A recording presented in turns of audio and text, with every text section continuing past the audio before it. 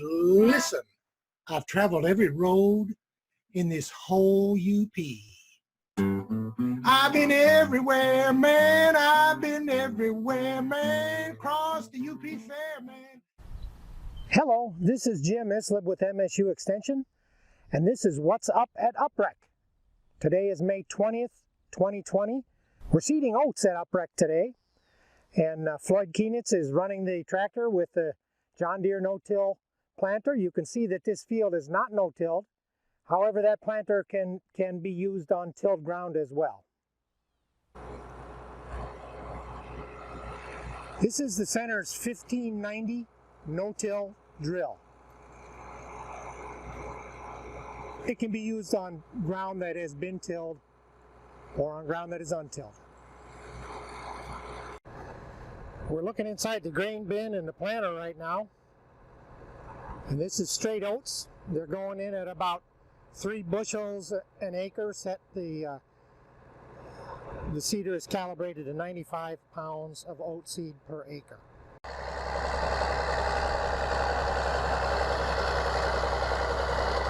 The ground is very dry.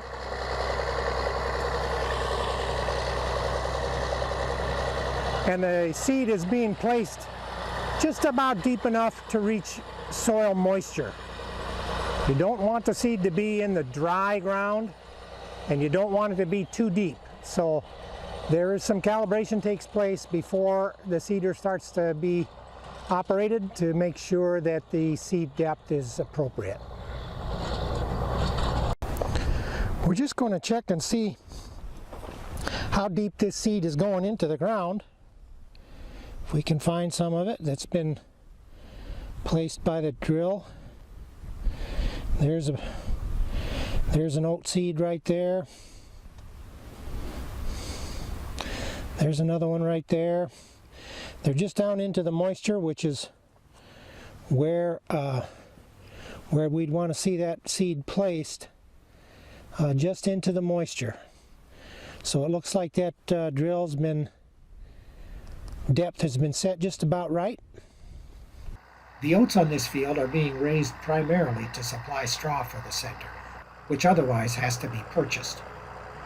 The oat grain can't be fed to grass-finished cattle, but it can be sold, and the proceeds used to purchase additional straw. We're in a different field now. This field is being no-till seeded to oats. One of the big advantages for no-till seeding here at UPREC is because this ground is so stony.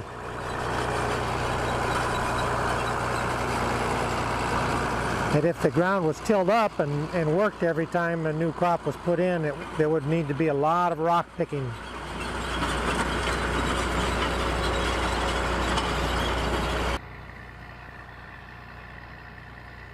Following completion of oat planting, Floyd and Joe are recalibrating the planter for an oat pea forage seed mixture. It's important to get the seeding rate for each individual crop planted as accurate as possible. So planter calibration between different crops is important. Here they're laying out a 204-foot long calibration track on the winter round bale staging area.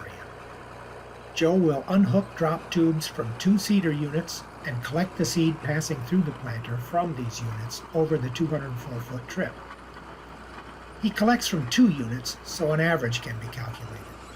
It's important that the tractor travel at the same speed as when planting. Here, Joe is riding on the planter and collecting seed from 2 drops over the measured 204-foot track.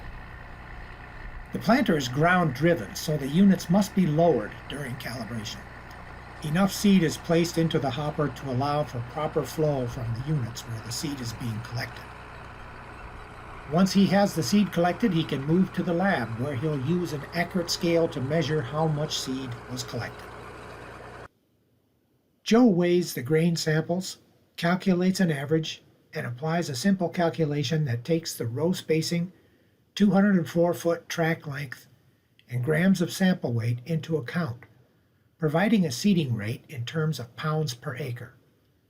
The process is repeated with planter adjustment until the desired planting rate is achieved. Cereal rye was planted at UPREC in the late summer of 2019. The rye is looking good now with good stand and early development.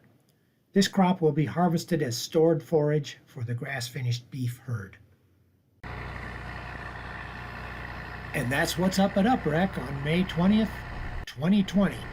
Hope to see you again next time. I've been to Rako, Ramsey, Rapid River, Drummond Island, Ripley, Rudyard, Rumley, Sugar Island, Gastronema, Brim.